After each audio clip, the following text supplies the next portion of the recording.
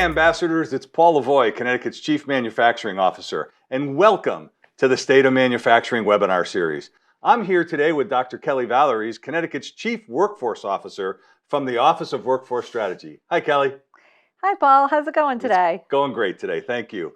Kelly, before we dive into the workforce challenges that are facing our manufacturing community, please tell our ambassadors about your background, your experience, and tell the ambassadors about the Office of Workforce Strategy. Okay, Paul, that's a mouthful. So I'm excited to do that. So I took over a family business as I was finishing up a PhD program in adult experiential learning. I thought it would be a great first consulting job, actually. Came in and realized it was way more than that. And so naively, I agreed to take over the family company. So I spent 14 years working in the family company. And I spent the last 10 years of that really figuring out how to build a talent pipeline into my business. And knowing that I couldn't do that just for my business, I needed to do that in partnership with a lot of other manufacturing companies. And I was really fortunate to meet a very dynamic man, Ray Combs from Westminster Tool. And he says, come on over, we're having this discussion. And out of that conversation came EMA, the Eastern Advanced Manufacturing Alliance. And so we were a collective of about 6 or 7 manufacturers who really were determined to build out a talent pipeline. And we worked together, realizing that we needed additional partners. So we brought in the Eastern Workforce Investment Board and 2 of the community colleges in the region, Quinebaug Valley and Three Rivers Community College. And we really started talking about what was it that all manufacturers had in common that we needed to provide training for. Luckily, in that same time period, we received a federal grant. And out of that federal grant, we designed the Manufacturing Pipeline Initiative. We started working with 2 or 3 classes a year. Last year, they had 42 classes. And looking at running 80 classes for this year. Wow. So you can see the huge amount of growth in that opportunity. So it was a really fun time to really be on the ground floor of working with, the educational partners, our workforce partners, and building out a program that is lasting today. And now in my new role, we get to kind of do that again on a statewide scale and working with a lot of the original partners on how do we scale the Manufacturing Pipeline Initiative across the state of Connecticut so it works for all employers. So when did that start? What year was that? Do you remember? That was 2015. So 2015. So about 8 years ago, you got together on the eastern part of the state to really try to build that pipeline to be able to staff your businesses. And out of that came the Manufacturing Pipeline Initiative, which, so you're appointed by the governor. Yes. Is that correct? And Governor Lamont appointed you as our Chief Workforce Officer when? That's a good question. July of 2020. July of 2020. So, right smack dab in the middle of the pandemic. Absolutely. So I was asked to be the vice chair of the Governor's Workforce Council in October of 19. We spent a year developing a strategic plan. And in that next 6 months later, COVID hit, and the plan was still moving along. And so the governor asked if I would participate as in my new capacity. Yes. Okay. So you're running a family business, right? You're working outside of that business with other manufacturers to help really grow the area, right? Kind of the whole area there. And then the governor comes to you and says, I'd like you to be the Chief Workforce Officer for the state of Connecticut. Why? Why did you take that job? I'm really happy you are, by the way. I'll make all ambassadors, let them know how happy I am that Kelly is our Chief Workforce Officer. But why make the move from the private sector into the public sector? What motivated you to do that? And what's going on in your business today? So it's really just a passion. Education, building out pipeline programs, providing opportunities for people to get the education that they need to do the work that they love, right? There's the saying, if you love what you do, you never work a day in your life. And I'm very, very fortunate that I can say that about the work that I've been able to do. I found it a lot more gratifying, the work that I was doing outside of my business than the day-to-day operations inside of my business. And so during that time, my husband came on board. My 2 sons and my daughter-in-law are all there. My husband runs the operation now on a day-to-day business. And it gave me the opportunity to kind of do those other things that I really enjoyed doing. So it's been very rewarding. In the beginning, I figured, I can still kind of help out a little bit over there. And yeah, that's just not happened. Well, how's the business doing since you left, Kelly? Well, I have to say, after we went through the pandemic, it's been doing amazing. We're really having record sales, and the business is doing very, very well. And I think a lot of that has to do with the work that the manufacturing industry as a whole and all of the manufacturers that we work with across the state of Connecticut have really done an amazing job getting manufacturing on the forefront of everyone's mind, making sure that everyone knows what an amazing place Connecticut is with all of the talent that we have here. And we've seen a lot of business come back to Connecticut and back to our business that was taken away 5 years ago, is all coming back and being reshored now. And that's a big part of our success. So just so our ambassadors know, in your role, you're responsible for workforce development across the entire state, every vertical, right? We've got transportation, we have information technology, we have healthcare, we have manufacturing. I'm just delighted that we have a manufacturer that has, your background in this role at all, but you have a much bigger scope of that. And so our ambassadors know too, you're also cabinet level position, correct? Yes, right. I am. So you report directly to the governor. So you are equivalent to all of the commissioners, even though you have a chief title, if you will, a chief workforce officer in the Office of Workforce Strategy. So, right. Absolutely. Yeah. I think the governor comes from business, Yeah. and he understands the importance of business being in his cabinet. And he's done a great job, bringing in people that are very talented in industry. And I think that chief officer kind of role is that kind of business perspective being brought to the state. And as you know, Paul, we are the 2 only chiefs in the country. So I'm the only chief workforce officer, and you are the only chief manufacturing officer. So we have a very special thing going here in Connecticut. So ambassadors, don't let that one slip by you. Connecticut's the only state with a chief workforce officer and the only state with a chief manufacturing officer. So Kelly, we know all about the challenges that are facing Connecticut manufacturers. So our ambassadors are going to be out there talking to manufacturers, and they're going to hear about their workforce challenges. So tell our ambassadors about the Career Connect program and how that's going to help people get the training and the resources that they need to get a life-changing career in manufacturing. Yeah, I'm really excited that you brought that up, Paul.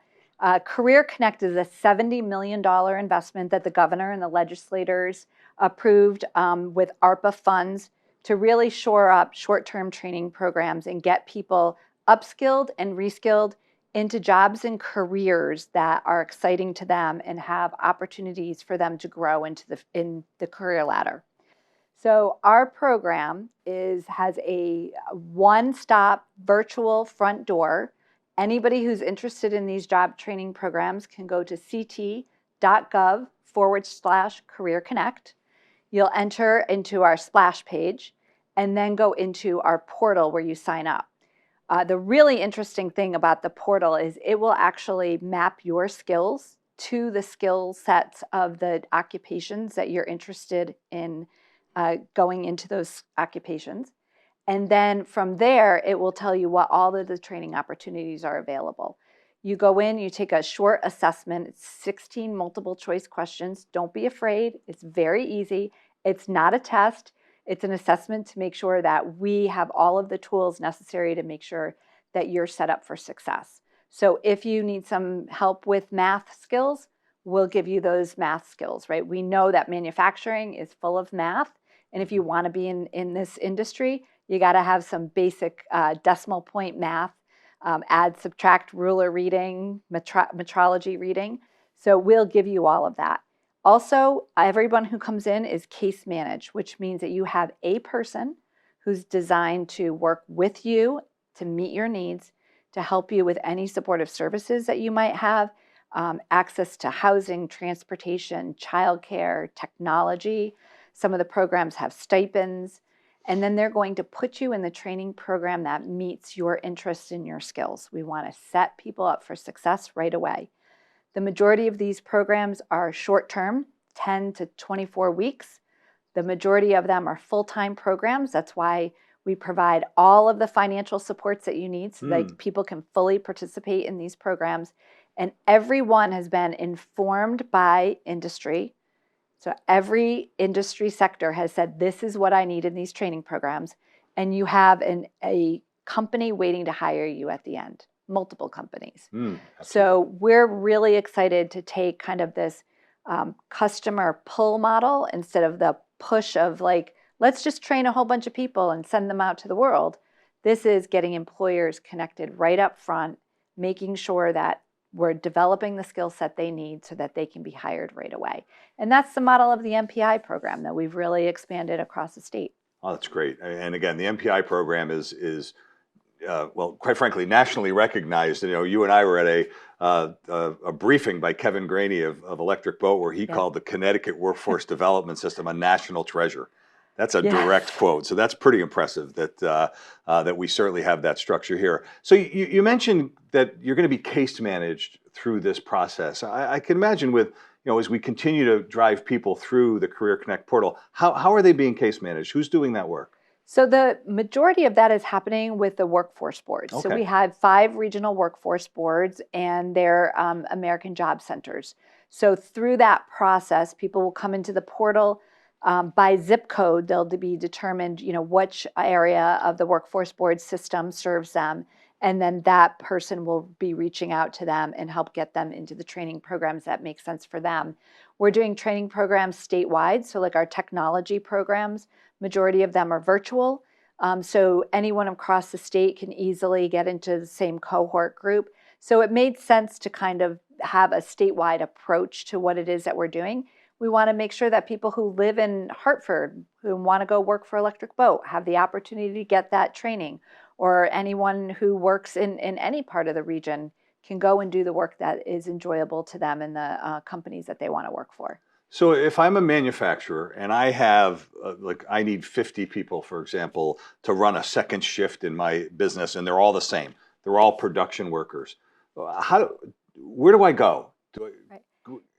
Yeah, so you would contact our office. Okay. Tracy Ariel from our office is leading this work, and then she would work with you to connect to the appropriate kind of place, people, and programs depending on what it is that you're looking for.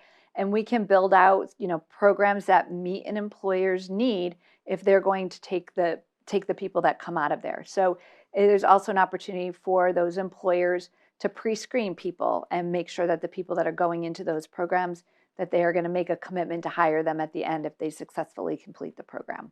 Okay. So ambassadors, a point that I want to highlight that Kelly just made is that the Office of Workforce Strategy will do employer-driven training programs. So if there's a manufacturer that says I always need these production workers, I'm growing, I'm going to need 50 a year for the next, like Electric Boat and welders, right? I'm going to need this many this year. The Office of Workforce Strategy, with the workforce boards, our community colleges, and that whole system, will put together programs for manufacturers that these people come right out of the programs and right into the workforce, guaranteed jobs, right? So it is industry-driven workforce development and training programs. Absolutely. Yeah. And I'm glad that you mentioned the workforce boards and the community colleges.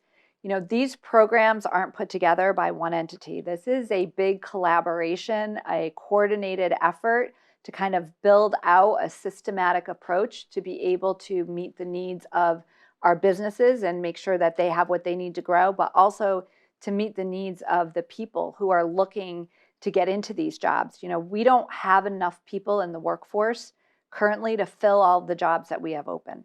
So we really need to open up our view of who are the people that we want to bring into our organizations.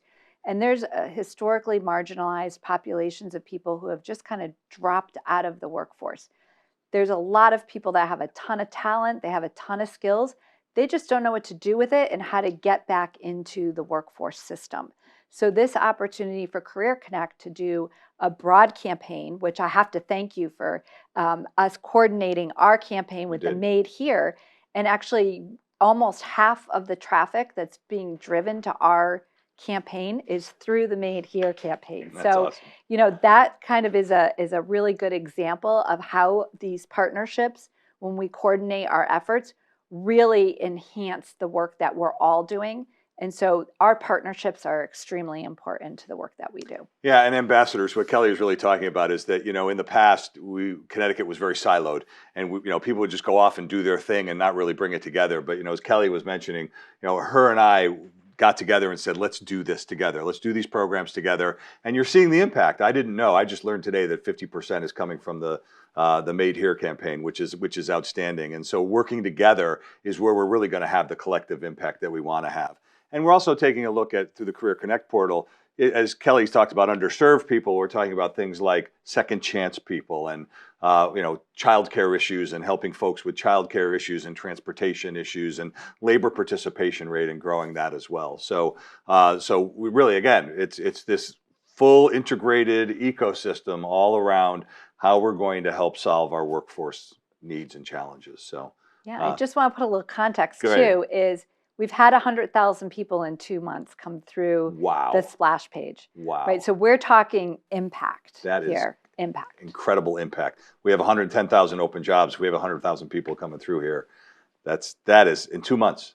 In 2 months. Those are people landing on the splash page. We have almost 4,000 people who are in the portal and in process of connecting to job training programs. Wow. And that's as of March 2023, yes. Right? Okay.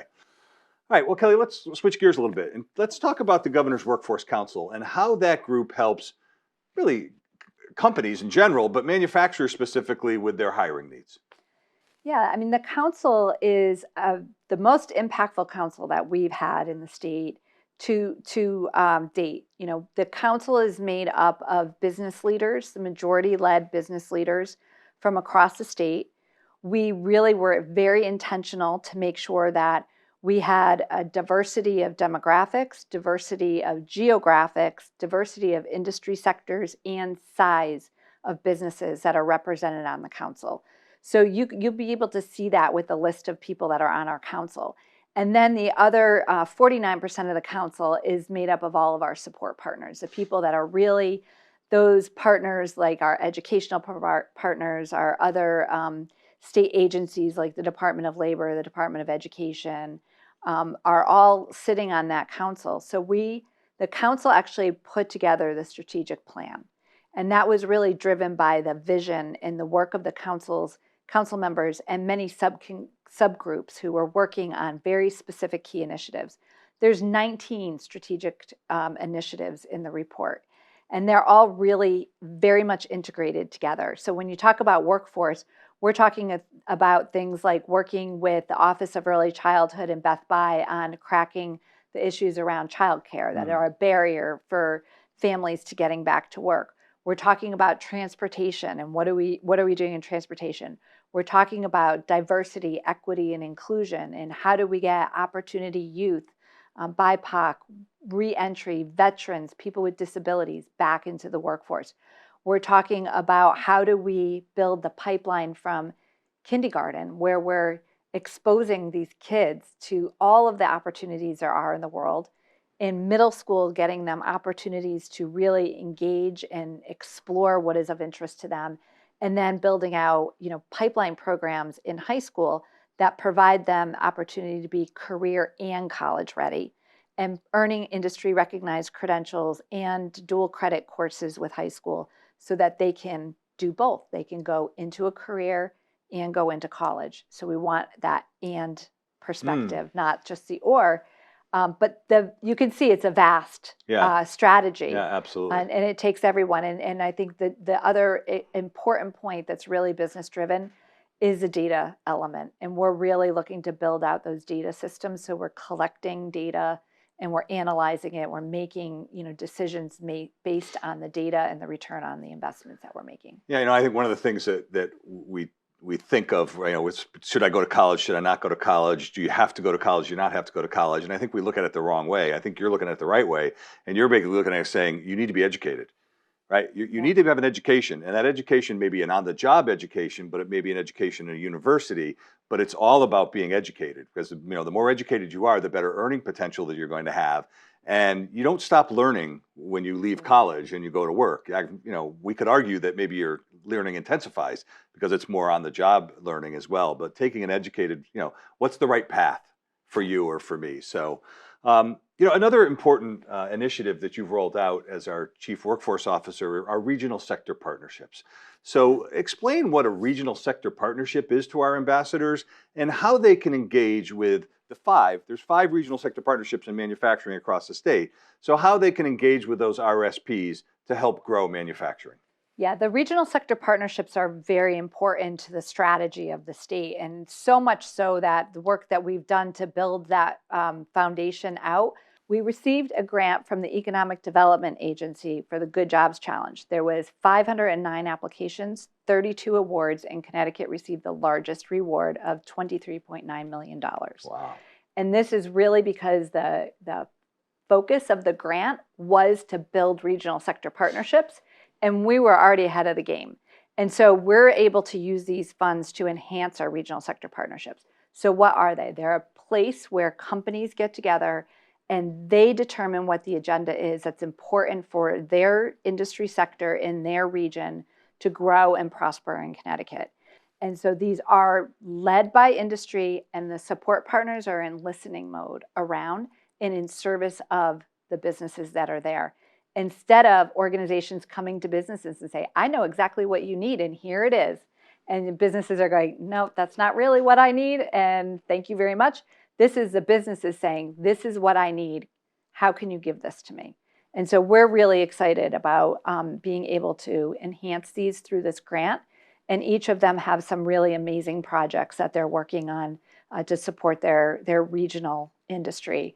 And it's a great opportunity for businesses to get together and kind of share, the challenges that they have in common, because any one business can't address and fix an issue. It takes a village, so to speak, and it takes a group of dedicated people who really want to inform our legislators about what is important for them, inform our educational system, inform our state agencies. So it's really a great opportunity for businesses. We're encouraging every business to engage in their regional sector partnerships.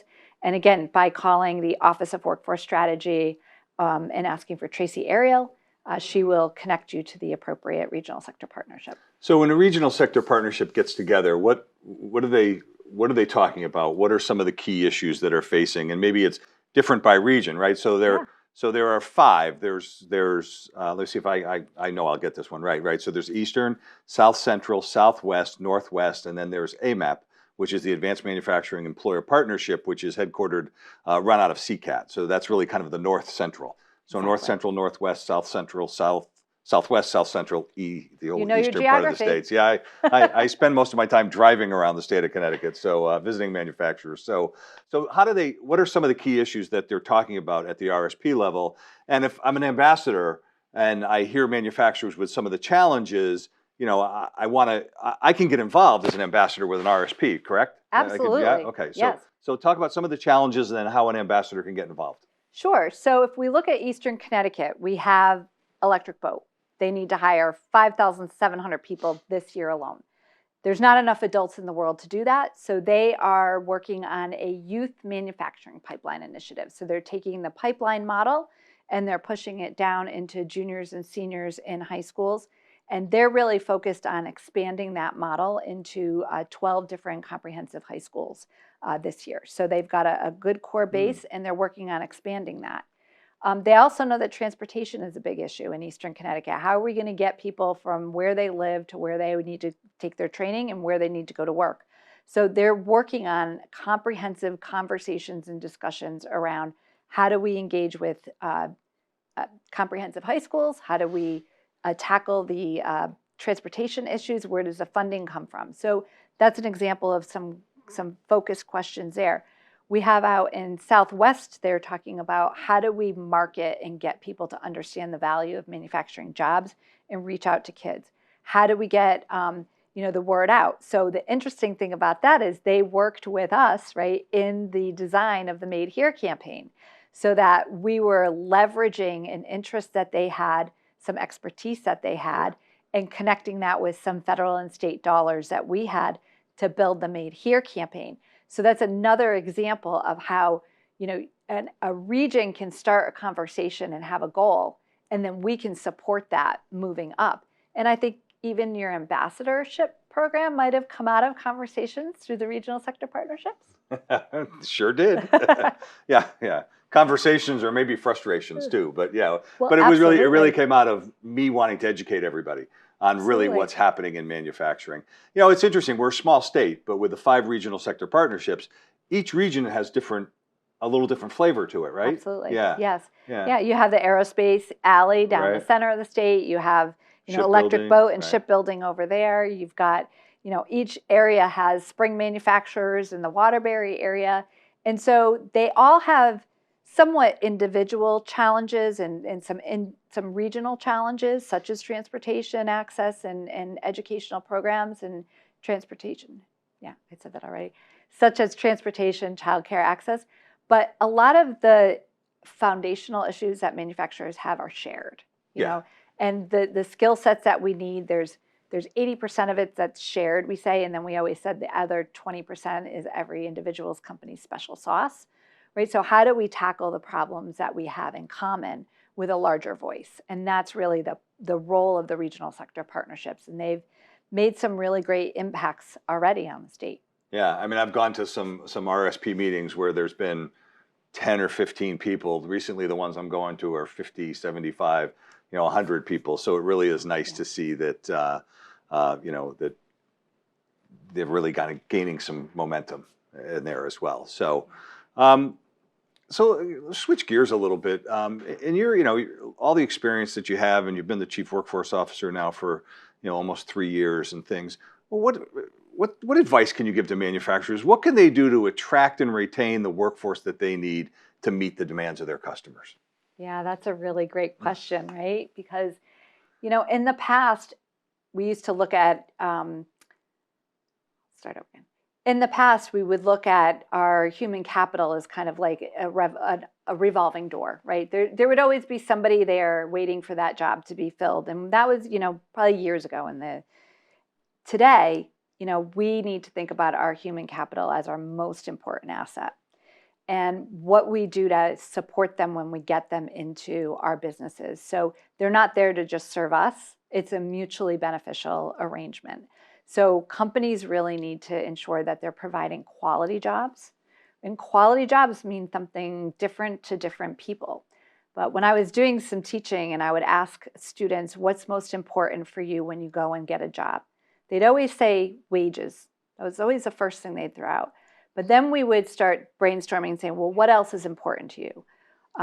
Feeling a level of respect, feeling included, having a voice, having opportunities for advancement, having a work-life balance, some flexibility. All of those things start coming out, and then we start ranking them. Wage falls below the top 5 every time I've done that activity, right? So what are businesses doing to attract and retain is really, it's not just dollars. It's really work-life balance, feeling valued, and having opportunities. And people come in at different skill sets. They have different abilities to move forward, but we can always provide opportunities for them to have valuable jobs that we all need. And so I think as businesses are thinking about how they retain people, what makes you special? What is your culture that makes somebody want to stay? In my business, I'm really thankful to say that once people make it through the first probably 6 months, they're probably there for a long time. And we've got a whole group of people that have been with us for over 25 years. We have the first employee that was ever hired 37 years ago. Wow. Is still working with us. And I think that's because we really work to provide a sense of community and to meet people where they are and to help them overcome some of their challenges they have. So, in the manufacturing sector, in the workforce, we hear this a lot that, the small and medium manufacturers can't meet the compensation levels that the big manufacturers are willing to offer. But I think what you're saying is that, that is true. But if you've got all those other things in place, you're going to have much higher retention rates because people are really looking for, a place to feel valued, a place to grow, and all of that. And you know, in my experience in running a manufacturing business, I've had people leave for higher paying jobs and then 6 months ask if they can come back. Oh, yes. Because, you know, and you know, and we didn't negotiate at their new salary. You know, you negotiate where they were because, you know, they missed the culture, they missed the, you know, what they were getting and how they were growing and things like that. So, so Kelly, anything else important that we didn't discuss about your office that you think you'd like to bring up today? We covered a lot. Ask me this question. Yeah, we covered a lot. Covered a lot of today. ground. We did. So. Yeah, well, you know, I'm gonna give the ambassadors a little fact that, you know, not only are you and I the only two chiefs or anything, but we're neighbors. So we live in one of the most beautiful parts of the state, but we're you know, we're walking distance to each other. So that's a little known fact that folks may or may not know about. And we walk each other's dog. Well, we walk with our dogs. We walk with our dogs and see each other. Yes, so yeah, so if you ever see us on a bench on Maple Avenue in Old Saybrook, it's, you know, it could be Kelly and I having a strategy meeting about manufacturing and about the workforce. So so that's great. So ambassadors, thanks for listening today. You know, as you're out there interacting with your manufacturers, please let them know about the Office of Workforce Strategy. Let them know about Career Connect and the regional sector partnerships and how much they support manufacturing. Kelly, thanks for joining us today on the State of Manufacturing webinar series, and thanks for telling our ambassadors and providing them with all this great information about how we're going to work together to solve the workforce problems. It's my pleasure, Paul. Thank you for having me.